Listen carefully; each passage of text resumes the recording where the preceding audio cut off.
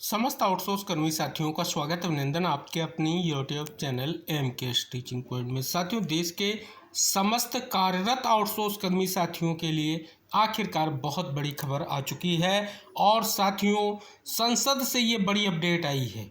साथियों, जो प्रश्न किए गए थे स्पेशली आउटसोर्स कर्मी साथियों को लेकर के आखिरकार जो है जवाब आ चुका है और ये जवाब बहुत ही महत्वपूर्ण है। जैसा कि आप यहाँ पर अवलोकन करेंगे, निष्कर्ष आप सभी को हम इस वीडियो के माध्यम से इंगित कराएंगे। साथ ही विभिन्न प्रदेशों से अन्य जो महत्वपूर्ण खबरें आ चुकी हैं उनका भी निष्कर्ष साझा करेंगे। निवेदन करेंगे वीडियो को अंत तक देखें और वीडियो को शेयर भी करें। जैसा कि यहाँ पर अवलोकन करेंगे, भारत सरकार श्रम एवं रोजगार मंत्रालय लोकसभा तारांकित प्रश्न संख्या 13 का उत्तर 20/7/2026 को दिया गया है।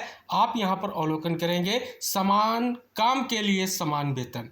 जैसा कि यहाँ पर अवलोकन करेंगे, जो प्रश्न है उनके बारे में पहले बात करेंगे, फिर क्या उत्तर आया है उसके बारे में भी बात करेंगे। क्या श्रम एवं रोजगार मंत्री यह बताने की कृपा करेंगे। पहला प्रश्न, क्या गत वर्षों के दौरान केंद्र तथा राज्यों के विभिन्न विभागों, सार्वजनिक क्षेत्र के उपक्रमों तथा स्वायत्त निकायों में नियमित नियुक्तियों की तुलना में संविदात्मक रोजगार आउटसोर्सिंग तथा मानदेय के आधार पर नियुक्त कर्मचारियों की संख्या में लगातार वृद्धि हुई है? यदि हाँ, तो गत 5 वर्षों के दौरान विभागवार तथ्य संबंधी ब्यौरा क्या है?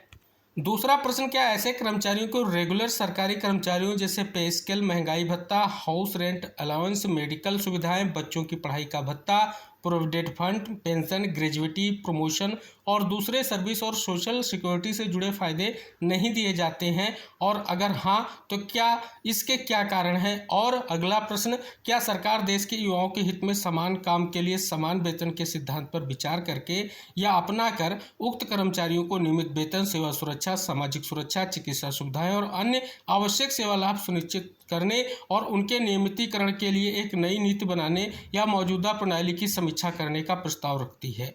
अब यहाँ पर जवाब आ चुका है श्रम एवं रोजगार मंत्री का। प्रश्न जो का से गा तक जो प्रश्न है वक्तव्य सदन के पटल पर रख दिया गया है। आगे आप अवलोकन करेंगे, जवाब आया है। जवाब बहुत ही महत्वपूर्ण है। तो जैसा कि यहाँ पर अवलोकन करेंगे, स्पष्ट तौर पर का से गा तक का जो जवाब है कि संविदात्मक आउटसोर्सिंग कर्मचारियों की नियुक्ति केंद्र सरकार के अलग अलग मंत्रालयों, विभागों या पब्लिक सेक्टर के उपक्रमों और ऑटोनॉमस बॉडीज में मानदेय पर कर्मचारियों की भर्ती उनकी एडमिनिस्ट्रेटिव और ऑपरेशनल जरूरतों के आधार पर संबंधित संस्थानों द्वारा डिजिटलाइज तरीके से की जाती है। ऐसे कर्मचारियों का डेटा संबंधित संस्थान द्वारा मेंटेन किया जाता है। रेगुलर कर्मचारी उस जगह के खास सर्विस रूल्स और रिक्रूटमेंट रूल के हिसाब से चलते हैं। कॉन्ट्रैक्ट पर काम करने वाले और आउटसोर्स किए गए कर्मचारी कानूनी नियमों के तहत अपने कॉन्ट्रैक्ट के नियमों और शर्तों के तहत आते हैं। सरकार ने काम करने वालों के हित की रक्षा के लिए लेबर कानून बनाए हैं।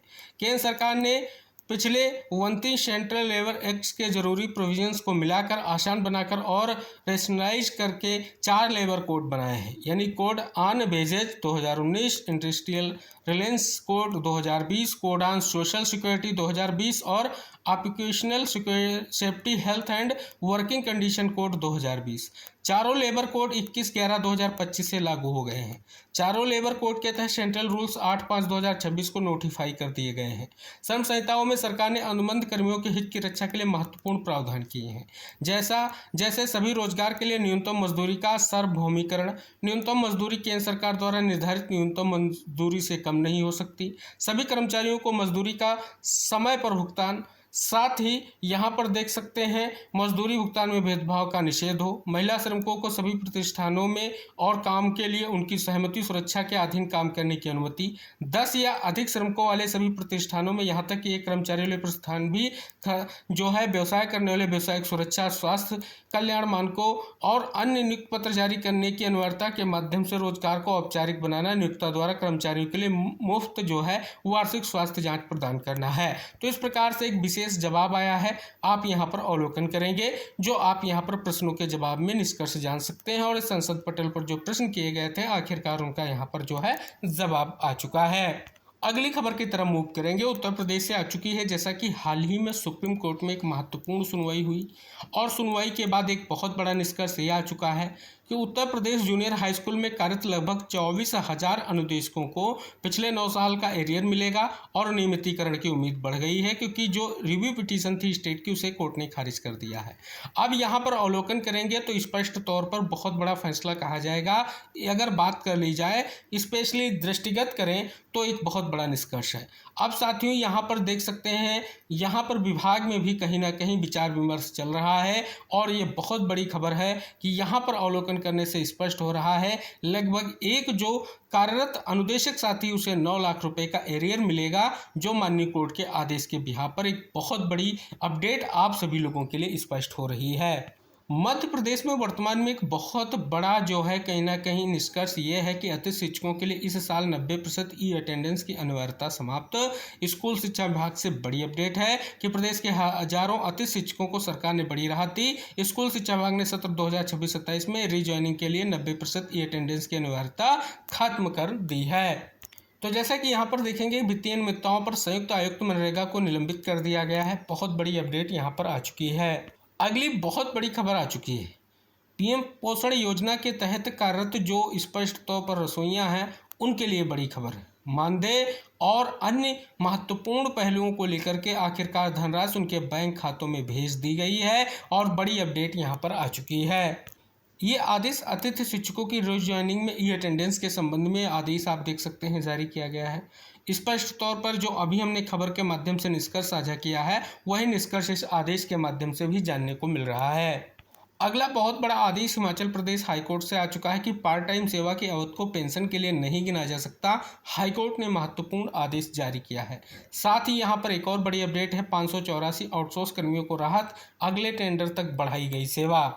महानिदेशक स्कूल शिक्षा का महत्वपूर्ण आदेश आप सभी के समक्ष आ चुका है। साथियों, इस आदेश की अगर हम परिपेक्ष में बात कर लें तो ये शिक्षा मित्र व अन्य जो भी अनुदेशक साथी हैं और सभी जो संविदा कार्मिक हैं उनके मानदेय को लेकर के ये आदेश जारी किया गया है।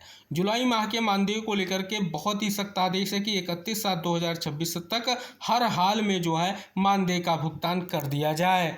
ये आदेश उत्तराखंड से तदर्थ शिक्षकों को विनियमितीकरण किए जाने के संबंध में ये आदेश है। निष्कर्ष आप यहाँ पर जान रहे हैं। एक और आदेश है, आउटसोर्स के आधार पर कार्यरत कर्मियों को दैनिक मजदूरी भुगतान है तो आउटसोर्स एजेंसी को माह फरवरी 2024, फरवरी 2025, दिसंबर 2025, जनवरी 2026, फरवरी 2026 की बकाया राशि जो है भुगतान करने के संबंध में बहुत ही महत्वपूर्ण निर्देश जारी हुआ है। तो जैसा कि आज के वीडियो में आपने एक महत्वपूर्ण निष्कर्ष जाना, जैसा कि संसद पटल पर जो विशेष महत्वपूर्ण प्रश्न किए गए थे उनका क्या जवाब आया हो भी निष्कर्ष आपने जाना है। शेष विविध खबरों का निष्कर्ष भी आपने जाना है। तो निवेदन है कि वीडियो को शेयर ज़रूर करें। चैनल पर नए हैं तो चैनल को सब्सक्राइब करें, जिससे आने वाली कोई भी महत्वपूर्ण जानकारी आपके लिए साझा की जाए, आप तक आसानी से पहुँच सके। तो आशा और विश्वास के साथ नेक्स्ट वीडियो में हम फिर उपस्थित होंगे। तब तक के लिए टेक केयर, बाय बाय साथियों।